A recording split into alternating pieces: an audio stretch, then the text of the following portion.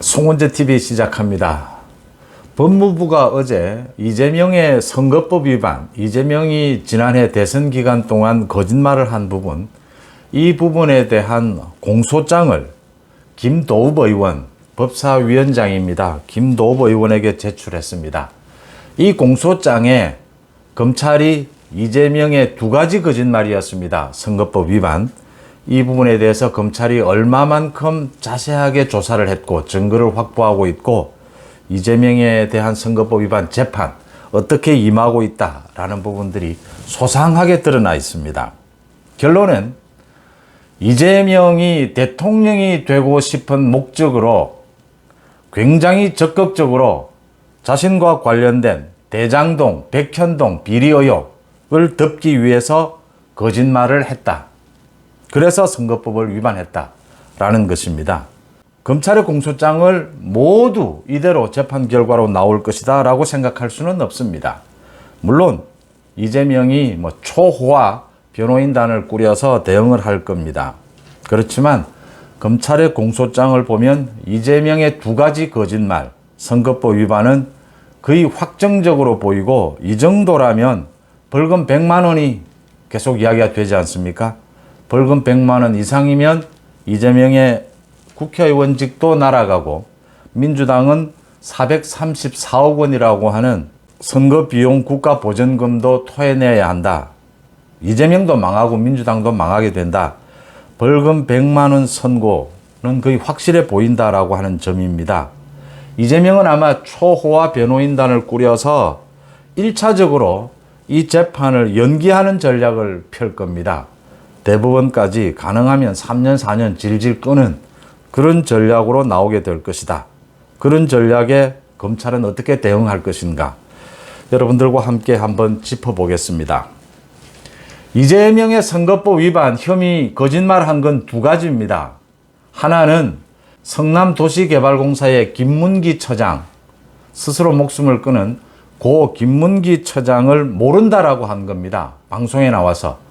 한 곳도 아니고 SBS, CBS 여러 곳의 방송에 나와서 김문기를 모른다라고 한 사실입니다. 그 다음 두 번째, 백현동 개발과 관련해서 국토부가 직무유기다라고 하면서 협박을 해서 어쩔 수 없이 4단계 용도 변경을 했다라고 이재명이 국정감사장에서 지난해에 국정감사장에서 이야기를 했습니다. 이게 거짓말이라고 하는 겁니다. 국토부는 그런 공문을 보낸 적도 없고 국토부가 보낸 공문에는 협조를 요청한다. 성남시에 이재명이 묻습니다. 국토부에 직접적으로. 이게 굉장히 강압적으로 해야 하는 것이냐라고 하니까 국토부가 또 공문을 보냅니다. 강압하는 것이 아니고 성남시에서 결정할 문제다. 단지 협조해 달라고 하는 것이다. 명료하게 모든 공문에 의해서 확인이 됐고 당시에 성남시에서는 내부적으로 이재명의 지시에 따라서 4단계 용도 변경을 추진하고 있었다라는 사실도 드러났습니다. 그러면 앞으로 이재명은 여기에 어떻게 대처할 것이냐? 이재명이 검찰 소환에 응하지 않고 서면 답변한 데서 이재명이 어떻게 응할 것인지가 드러납니다. 이재명은 거짓말을 해서 선거법 위반 재판을 받는 게 처음이 아닙니다. 2018년 도지사 선거에서 거짓말을 해서 재판을 받았습니다. 자신의 형 강제 입원한 부분을 부인했다가 이 재판을 대법원까지 받았습니다. 적극적으로 거짓말을 한 것은 아니다. 적극적으로 선거에 영향을 줄 목적으로 거짓말을 한 것은 아니다라고 해서 대법원에서 판결이 뒤집힌, 그렇게 뒤집어 본 이재명은 그래서 거짓말한 것, 선거법 위반으로 걸렸지만 대법원에서 무죄 판결을 받은 그런 경력을 갖고 있습니다. 그래서 이재명은 어디로 빠져나가야 하는지 그 부분을 알고 있었고 이번에 검찰의 소환에 응하지 않으면서 서면 답변에 달랑 한 줄로 방송사 인터뷰에서 질문을 하는 그때는 김문기가 기억나지 않았다라고 했습니다. 김문기를 검찰은 2009년부터 알고 있었다. 김문기로부터 이재명이 10여 차례 보고까지 받았다. 김문기가 이재명에게 성남시장 상도 받았다. 외국도 함께 출장을 갔다. 골프도 쳤다. 모든 게 다 드러나 있습니다. 이재명은 선거에 영향을 미칠 목적으로 거짓말을 적극적으로 한 것은 아니다라는 전략으로 빠져나가고 싶은 겁니다. 그 다음 백현동 4단계 용도 변경, 계속해서 국토부의 압박이 있었다라는 쪽으로 몰아갈 것입니다. 더 중요한 것은 재판을 지연시키는 방법입니다. 선거법에 선거 관련 재판은 대법원 판결까지 1년 안에 모두 끝내도록 되어 있습니다. 그런데 이 규정을 잘 지키지 않습니다. 특히 김명수 사법부에서 이렇게 재판 기일을 잘 지키지 않았습니다. 김경수의 드루킹 사건에도 선거법 위반 부분이 있었는데도 3년을 끌었습니다. 울산 송철호 시장 사건 지금 4년이 넘었는데 아직 1심 재판 중입니다. 판사를 바꾸는 방식을 통해서 판사를 계속 바꾸고 아직 관련되는 수사가 진행 중이다라는 것을 통해서 재판을 질질 끌어왔습니다. 이재명 변호인단이 아마 이 부분을 노릴 겁니다. 이게 지금 이재명이 거짓말을 한 것이 대장동과 관련이 되어 있고 백현동과 관련이 되어 있습니다. 이재명은 곧 백현동, 대장동 관련해서도 기소가 될 것입니다. 이 부분에 대해서 충분한 수사가 이루어지지 않았다.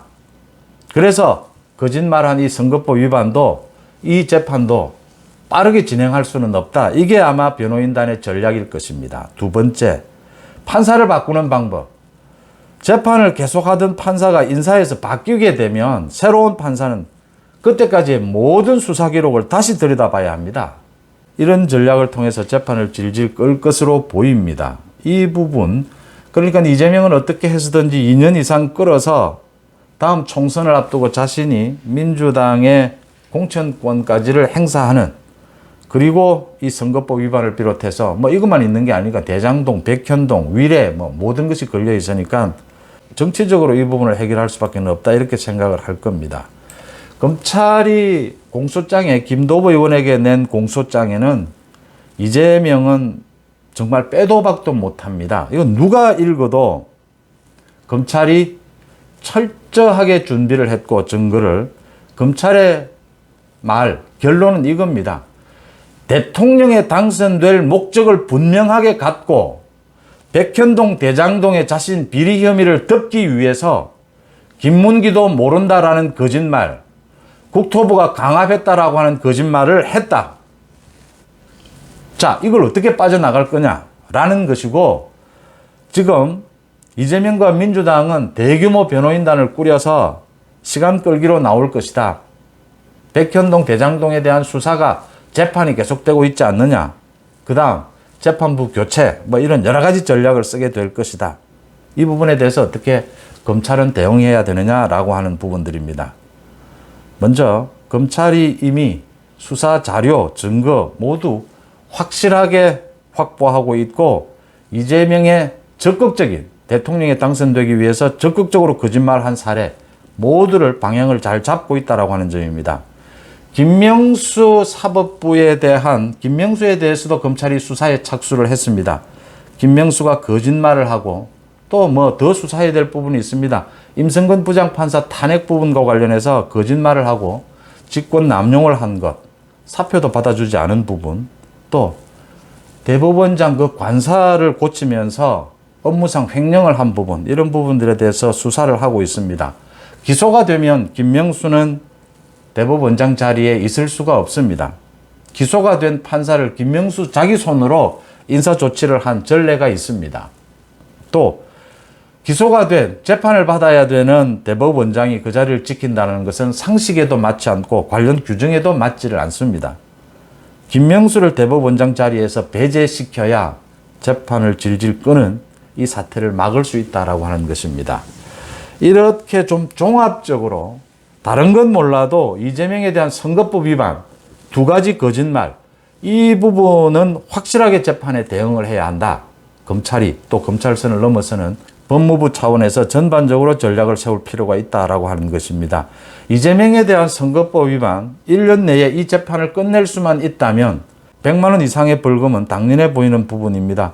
그렇게 되면 이재명은 국회의원직을 상실하게 되고 민주당은 434억 원을 토해내야 합니다. 이 재판이 진행이 되면서 민주당은 둘로 쪼개질 것으로 보입니다. 이재명을 지키자는 쪽, 이재명으로부터 발을 빼려고 하는 민주당의 많은 합리적인 인사들도 나오게 될 겁니다. 이재명을 둘러싸고 이재명의 사법 리스크를 둘러싸고 민주당이 둘로 쪼개질 수밖에 없다라고 하는 대목입니다. 민주당의 대부분의 사람들도 이제 이 이재명의 선거법 위반에 대한 검찰의 공소장을 모두 읽었거나 앞으로 읽게 될 것입니다. 이게 굉장히 긴데 이걸 차분히 한번 읽어보면 객관적인 시각으로 이재명의 선거법 위반에 대한 검찰의 공소장을 그 증거 자료들을 검토해 보면 이재명과 함께하는 것, 이재명의 방탄당이 되는 것은 민주당이 망하는 꼴이다라는 것을 충분히 알 수 있다라고 하는 점입니다.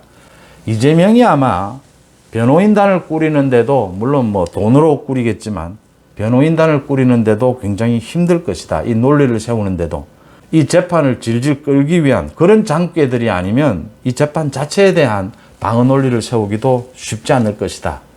공소장을 통해서 공소장을 읽어보면 모두가 확인이 되는 대목들입니다. 송은재 TV 마칩니다. 고맙습니다.